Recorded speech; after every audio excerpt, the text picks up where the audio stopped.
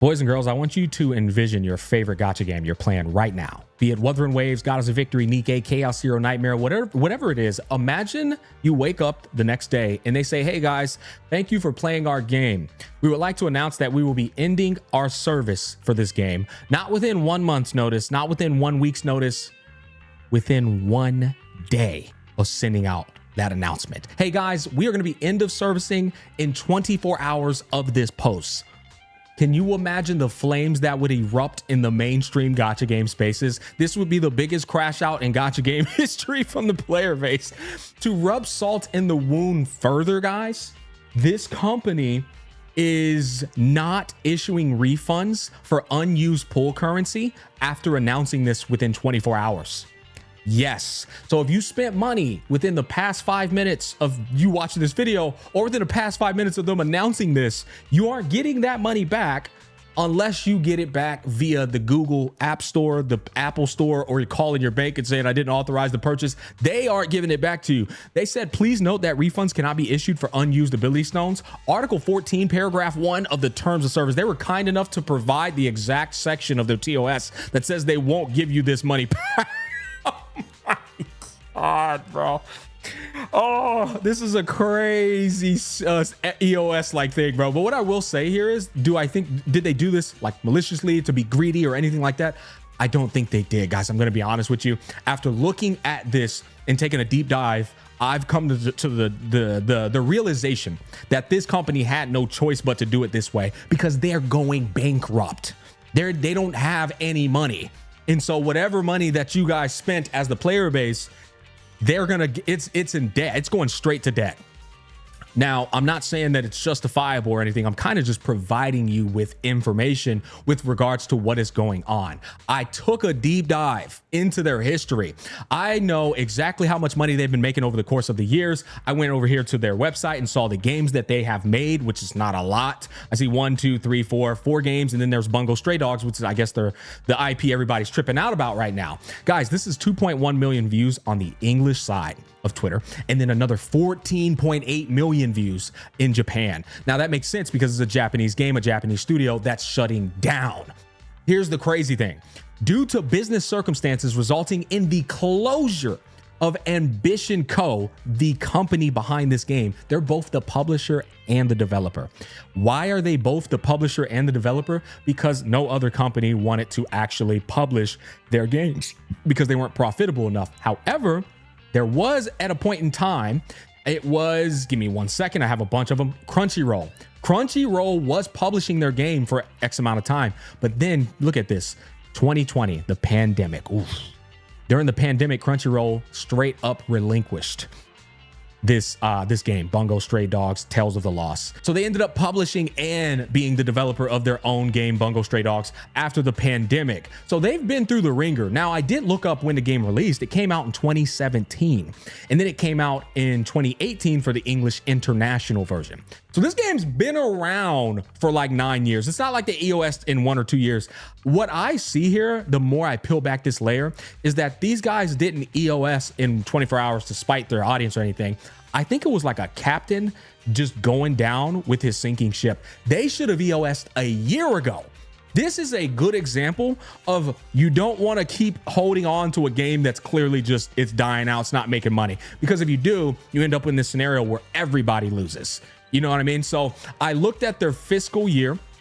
I went and looked at this because I wanted to see if all of this would make sense. I found this via this website. I'll be sharing it down below in the description box so that you guys could look at it. But basically, long story short, it tallied up all the money they were making in sales over the years. And then it said that they had a court order, which I found a Twitter post for that. But we're going to get into that in a bit. First and foremost, what I want you guys to see is March 2018, sales reached 1.6 billion yen, which amounts to 10.2 million USD. This is for the year, guys. That's not a lot of money. In fact, if you think about this, in the mainstream gacha space where motherfuckers keep talking about EOS, these games are making $20 million to $40 million off of mobile alone. Not even PC and not console, just the mobile versions. They be bringing in 40 million in 1 month. This company was making 10.2 million in their first year. across the entire year, across the entire scope of 5 different games. So they never were making a ridiculous amount of money, if I'm being completely honest with you. And then they started getting a little bit of traction. 4 years later, they made 23 million in the entirety of the year. But then 2025, they made 6.3 million across the entire year and had 8.6 million USD in debt. Come 2026, yesterday, or it's today for us, probably yesterday for Japan, they announced EOS. So you could see there were 8.6 million in debt, 6.3 million in sales, and then obviously a whole nother year goes by. This gap probably got even bigger, and unfortunately they got hit with the court order. Ambition Co. was ordered by the Tokyo District Court on July 3rd to undergo business and management under the Bankruptcy Act. Ew. Say it ain't so, boys. Say it ain't so. God damn it, Bobby. So they went bankruptcy, man, ordered by the court. You know, there's nothing you can do about that. Now, if you're thinking about like in terms of the 24-hour notice, this is the type of things what happen when you go bankruptcy. You just get cooked. But look at this, because I brought up an article that explains Ambition has announced that it will not refund unused paid game currency regarding the termination of this service, which has drawn criticism, rightfully so. This is because under Article 20, Paragraph 1 of the Payment Service Act in Japan, when the issuance of a prepaid payment instrument subject to the act is abolished, issuers are generally required to refund the holder of the unused balance, right? So issuers, the publisher, is generally required to refund the players. Article 20, Paragraph 2 also stipulates, in addition to implementing refunds, holders must be informed, in other words, players must be informed by the publisher or developer of a request period of at least 60 days, and that failure to apply within this period will result in exclusion from the refund. So they at least have to notify you within a 60-day period. These guys told you in 24 hours, right?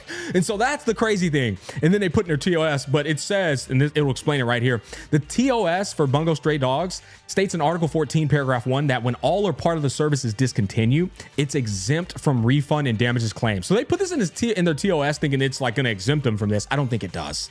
Now, there could easily probably be a class act lawsuit because of what is being explained here, but it will be a waste because if you sue them, they don't have any money to give you. They're in debt, bro. So it's a lose-lose for literally just everybody. The player's cooked, the company's cooked, and if anybody tried to get their stuff back, they're cooked. Even investors are cooked, right? Get this though. They do have other games that are being picked up by other companies. In fact, I'm trying to find it. I think it's right here. Here we go.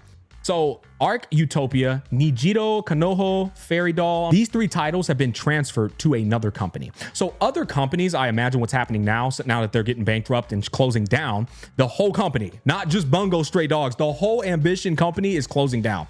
I think other companies are probably prospecting and scouting the other games they had and seeing if they can salvage any type of revenue and keep them alive and still turn a profit. And then something like Bungo Stray Dogs didn't get picked up because they saw it wasn't making enough money. It didn't have enough. It wasn't worth it. And so that one just got caught just going down the ship with its captain. It's unfortunate. Just to remind you guys how typical EOSs will like function, we have 2 perfect scenarios, 2 games in the space I'm sure we're all familiar with. The first one's Black Beacon. Black Beacon, when it announced EOS, it announced it on November 16th. How do I know this? Why? I covered it, and in my video before their Twitter got nuked, November 16th is when they put out this announcement. Within 1 hour, I had already made the video and stuff. So November 16th is when they announced EOS.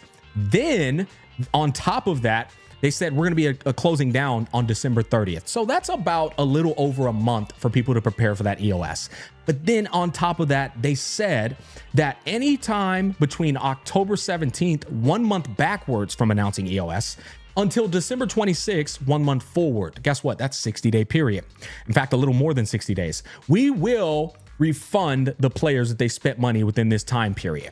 So they gave you money if you spent within a month prior to the announcement and a month after it. And then they said publisher advised players to not spend additional runes to ensure they do get all their money back. So that was the EOS for Black Beacon. And then the EOS for Tribe 9.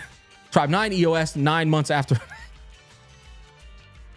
Bro, that's never not gonna be funny, dog. This is never not gonna be funny to me. But Tribe 9 announced, oh, I just realized that I was zoomed in too far on Black Beacon. Sorry about that, guys. October 17th to December 26th. Sorry, I didn't realize I was in the zone over here. But getting back to topic, Black Beacon announced EOS on May 15th of 2025. But it didn't EOS until November 27th. So May 5th, they said we're EOSing, but we're not going to EOS until November 27th.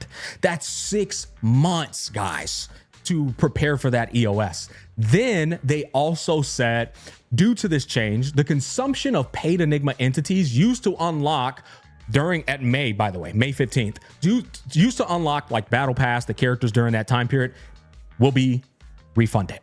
Then, to make sure players couldn't cook themselves, they said paid Enigma entities and daily passes will no longer be sold. You can't even purchase it.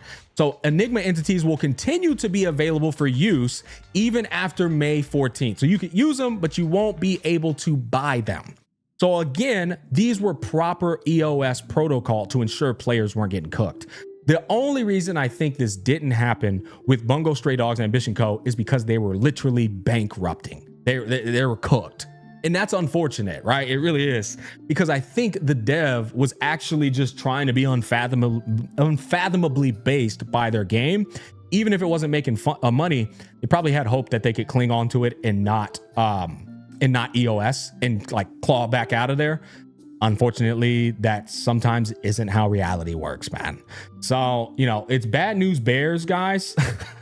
Crunchyroll abandoned them in the pandemic. That also was an L, right? They said, I you had his back, but business is business. It is what it is. It's savage out there. Man, that feels bad, bro. It really does. Yeah. Anyways, that's going to wrap up this video. You guys comment down below. Let me know what you think. That's going to wrap up all of my thoughts. Peace, love, and happiness. I'll catch you guys on the flip side.